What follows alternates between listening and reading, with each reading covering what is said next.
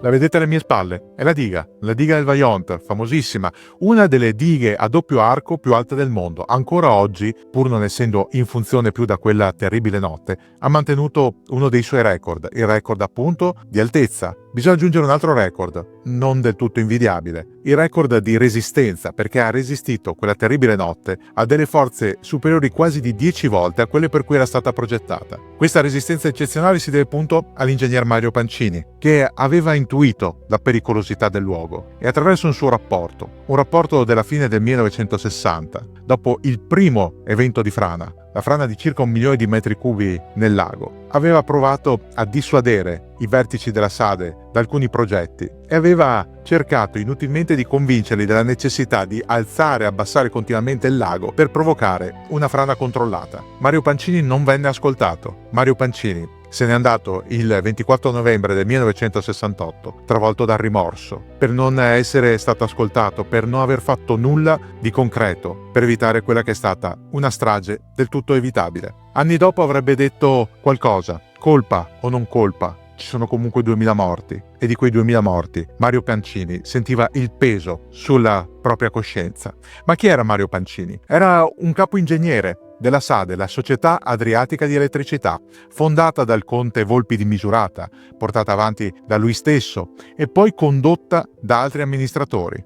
La società che aveva deciso di impiantare qui, al Vajont, quella diga. Una diga che doveva fungere da collettore di altre dighe. Il progetto Grande Vajont, utilizzare i vari salti del Piave e degli affluenti per creare elettricità. Era un'Italia del boom economico, l'Italia degli anni 50 e dei primi anni 60, c'era fame di elettricità per alimentare le fabbriche e per cambiare lo stile di vita degli italiani. Era un'Italia in crescita, forse una crescita troppo veloce. Lo si sarebbe visto anche col Vajont. Mario Pancini era stato coinvolto direttamente nella progettazione e nella costruzione di quella diga che lui aveva seguito passo passo, dalle prime gettate di calcestruzzo fino al suo completamento, quella diga che avrebbe condizionato il resto della sua vita, fino a portarlo alla tragica decisione di togliersela la vita con il gas nella sua casa di Venezia.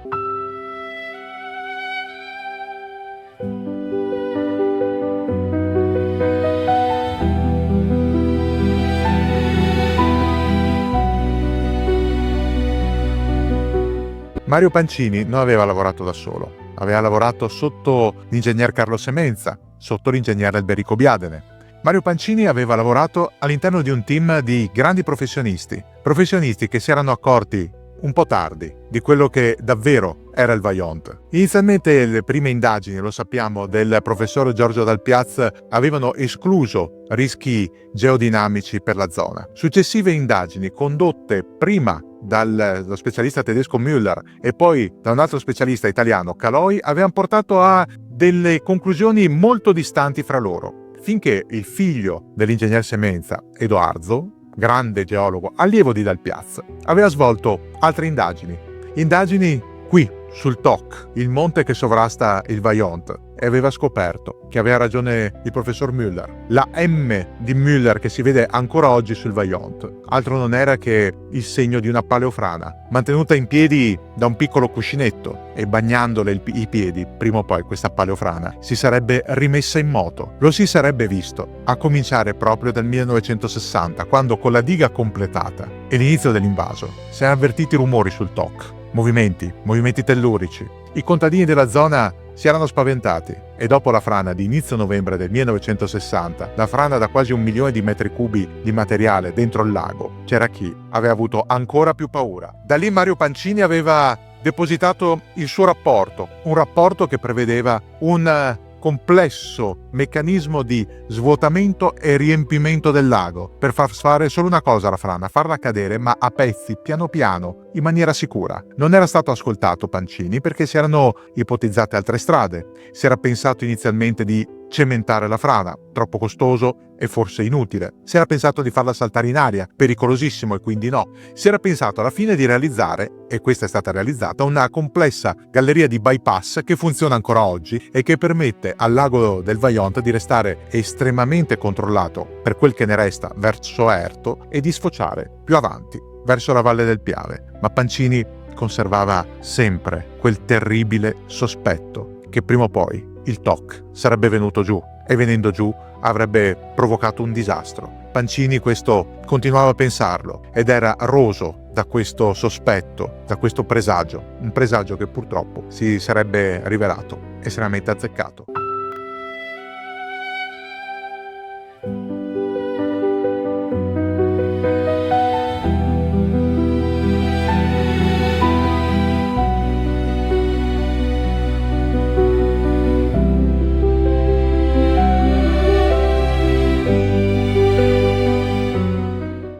Il progetto del Vaillant si era presentato, come dicevamo, estremamente azzardato, un sogno destinato a diventare un incubo. Tra il 1961 e il 1962 si procede a controllare la frana, a cercare di vedere quale movimento abbia. La frana che in certi momenti si ferma, in altri momenti comincia a camminare, percorre qualche millimetro, 1 centimetro al giorno, a seconda anche delle precipitazioni. Una frana che non dovrebbe riguardare la diga, che è stata costruita su roccia solida, compatta, che non rischia di franare addosso alla diga, di rovinarci addosso, ma che presenta comunque degli grandi fattori di rischio. Fattori di rischio che vengono valutati, fattori di rischio che portano la SADE a commissionare uno studio al professor Augusto Ghetti dell'Università di Padova. Ghetti è uno specialista di idrodinamica. Viene autorizzata la costruzione qui vicino alla centrale di Nove, vicino a Vittorio Veneto, di un modello statico idrodinamico, un modello in scala della gola del Vaillant e della diga, un modello che serve solo a una cosa, a studiare gli effetti di caduta della frana, perché ormai lo sanno tutti, la frana cadrà. È solo questione di tempo, bisogna solo capire come e con che velocità. Il problema di Ghetti è che i dati che gli vengono forniti sono sbagliati. I dati della massa. Si ragiona su una massa di 90 milioni di metri cubi, è quasi il triplo, in realtà. Si ragiona su un tempo di caduta che è troppo lento. Il tempo di caduta effettivo sarà micidiale. Sarà di 30 metri al secondo, circa 110 km orari. Uno scivolamento tale da non poter essere contenuto in nessun modo. E qui iniziano a nascere le leggende sul Vaillant, la famosa leggenda sulla necessità di collaudare la diga e quindi di quota 700, addirittura di quota 730 per vendere la diga all'Enel. Sono tutte balle che sono nate negli anni successivi, delle fake news che sono state propagandate anche attraverso opere di intelletto come il cinema, ma che non sono vere.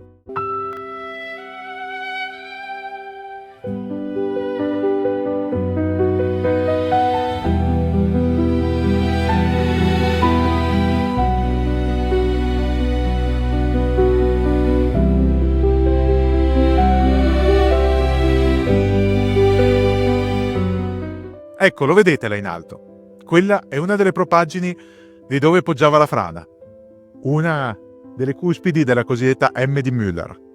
La frana, la vedete qui davanti a voi, è enorme, è qualcosa di titanico. Quella notte, questi 263 milioni di metri cubi sono scesi in un attimo e hanno riempito tutta la valle, dove prima c'era l'acqua, c'era il lago, e hanno fatto uscire l'acqua, come disse Dino Buzzati, come un sasso nel bicchiere. Il problema è che il bicchiere era alto centinaia di metri, che l'acqua era 50 milioni di metri cubi e che sulla tovaglia non c'erano le briciole, ma c'erano 2000 esseri umani.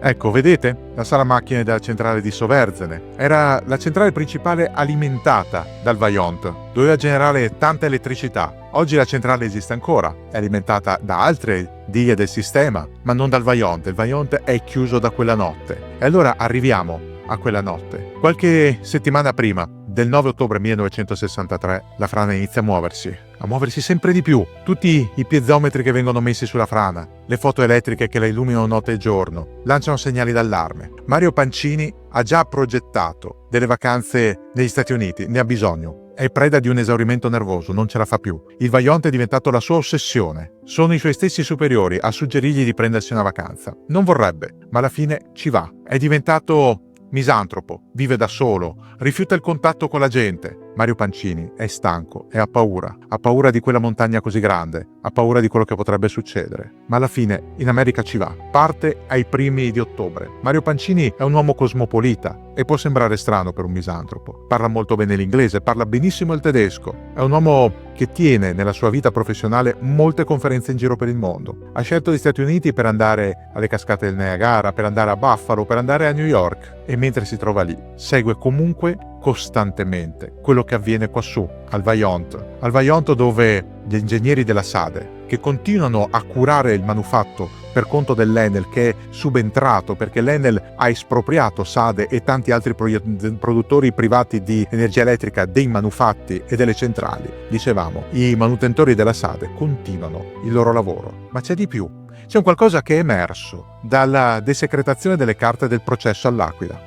La SADE sapeva, non solo, la SADE era convinta che la frana potesse essere gestita, fatta cadere a pezzi, letteralmente come delle fette di un polpettone, piano piano dentro il lago. La volontà di far innalzare il lago a quota 700, giudicata una quota di sicurezza dagli esperimenti del professor Ghetti, doveva servire solo a questo, a far cadere piano piano la frana dentro il lago, una frana controllata. Ma come abbiamo detto prima, i calcoli di Ghetti erano sbagliati. Sbagliati perché gli erano stati dati dei dati di partenza fallati e Ghetti questo non lo poteva sapere. Lo si saprà solo dopo. Arriviamo a quella sera, è il 9 ottobre del 1963. Giù in paese, a Longarone, la gente non sospetta nulla. Qui al Vajont, invece, già dal giorno precedente la SADE ha messo a disposizione dei pullman, degli autocarri, per sgombrare le zone vicino al lago. La frana è imminente. Addirittura alcuni tecnici della SADE sono stati invitati a salire al Vajont per lo spettacolo della frana che cade. Immaginate, oggi che sappiamo cos'è successo, quanto fosse folle la presunzione di far salire delle persone quassù con quel pericolo. Ma la SADE forse non ci pensano, sono convinti di ciò che accadrà, al punto che l'ingegnere Alberico Biadene, che ha preso il posto di Carlo Semenza, morto 2 anni prima per un aneurisma, chiama alle 6:30 di sera, nella sua casa di Mestre, il geometra Giancarlo Rittmeyer, il fidato braccio destro di Mario Pancini. Rittmeyer sta aspettando che la moglie, incinta, prepari la cena, ma riceve la telefonata, bacia la moglie, sale in macchina e arriva fin qui su al Vajont. Quello è l'ultimo momento in cui la moglie di Giancarlo Rittmeyer vede il marito. Non lo rivedrà mai più. Rittmeyer arriva qui al Vajont poco prima delle 10 di sera. Parla con i custodi, parla con i tecnici, parla con gli operai presenti. Com'è la situazione? La frana si sta muovendo sempre più rapidamente, ormai lo si vede a vista d'occhio. Rittmeyer chiama Biadene giù a Venezia, ma non è una telefonata allarmata come è stata raccontata. No, è una telefonata tranquilla. Biadene ha solo un problema. Verso le 10 la linea cade perché il centralino di Longarone passa di servizio a quello di Belluno. La chiamata viene ripresa poco dopo. E cosa dice? Ingegnere, qui la frana sta venendo giù. Tutto a posto. Tutto come previsto. Non vi preoccupate, andrà tutto come è stato deciso prima. Non andrà così. Giancarlo Rittmeyer se ne accorge alle 22:39.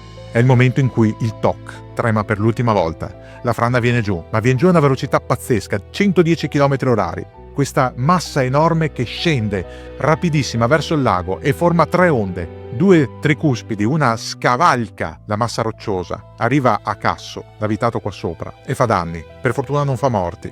Un'altra invade la parte bassa di Erto, 160 morti. L'ultima onda, enorme, scavalca la diga, strappa il coronamento, la strada che correva sopra e che oggi non c'è più.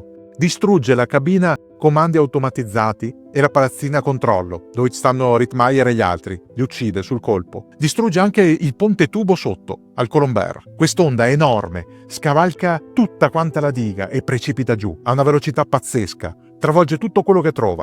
Ha la forza di 2 bombe atomiche di Hiroshima e precipita su Longarone. Si salvano solo le persone che abitano più in alto, oltre il vecchio municipio. Si salva ad esempio la centralinista, che era appena tornata a casa. Aveva finito il turno alla centrale telefonica. Aveva ascoltato inconsapevolmente un piccolo estratto di quella telefonata e che, per fortuna sua, abitava proprio sopra il municipio. Tutti gli altri, no, non si salvano. Non si salva nessuno, perché l'onda è potente, polverizza i corpi. Dei quasi 2000 morti del Vajont, molti non verranno riconosciuti e almeno 500 non verranno mai trovati. Questo perché l'onda è stata così potente da fare l'effetto di una bomba atomica, e questa è la tragedia del Vajont.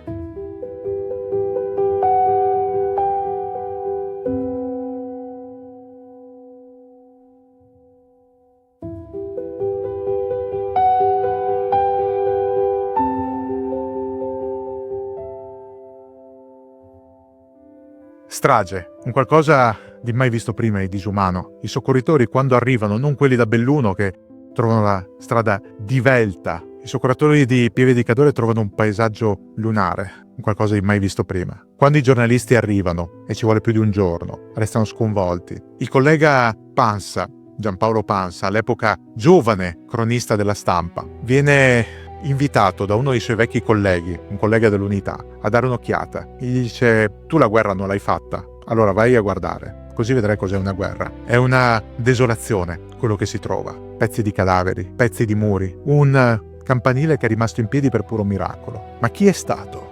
Perché è chiaro, se è stata una strage, è stato un disastro, qualcuno sarà pure responsabile. Allora cominciano le inchieste. Si scopre che gli segnali d'allarme lanciati dai valdigiani, lanciati dalla giornalista dell'Unità Tina Merlin con i suoi articoli, che le erano costati anche una causa di diffamazione, ma era tutto vero, era tutto terribilmente reale. Quindi si apre il banco degli imputati: Alberico Biadene, Augusto Ghetti, c'è anche Mario Pancini. Non c'è il geologo di Stato Francesco Penta, che è già morto, non c'è Giorgio Dal Piaz, morto di vecchiaia, non c'è ovviamente Carlo Semenza, morto, come dicevamo prima, per un aneurisma. Pancini però ha quel peso sullo stomaco che non riesce proprio a togliersi. Lo dice al processo: colpa o non colpa, ci sono 2000 morti. Fa tanta fatica a trovare le parole giuste quando viene accusato, assieme agli altri, di crimini davvero aberranti. Mario Pancini non ce la fa. La mattina del 24 novembre 1968 i suoi avvocati sono alla stazione di Venezia, a Santa Lucia, lo aspettano per andare assieme in tribunale. Ma Mario Pancini non arriva.